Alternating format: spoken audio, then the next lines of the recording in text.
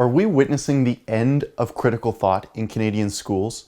Right off the heels of the Alberta government vilifying an Albertan school for its refusal to preach a one-sided testimony of history, a school in BC is now vying for its shot in the cultural Marxist limelight. The school in Kamloops, which assigned this homework to a class of grade 10 students, profiles right-wingers as racist, wiretapping, warmongering, women haters, and as one would expect, a severely normal parent has taken to social media to air his grievances with the high school and has reached out to the school board and the school administration to complain. The questions, which profiled right-wing individuals as a gross cocktail of misogynistic racists and left-wingers as a group of saintly heroes, went as far to say that to be racist is to be right-wing. I wish I could say that this was a surprise, but it's not even a week ago that Weber Academy in Alberta was the victim of the left-wing trifecta, a group led by the mainstream media to disparage and discredit the private school for looking at history from more than one side and for valuing critical thought.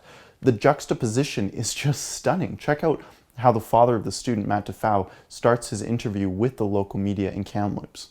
We see enough examples of just blatantly false media out there. You don't say. School should be a place for learning. It should be a place for the development of critical thought. Wow, this sounds really familiar.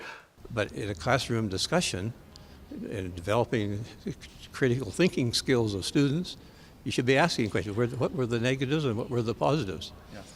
And my impression was that we weren't supposed to be asking the question, were there any positives? According to Defoe, the father of one of the students, this sort of behavior from the teacher is par for the course.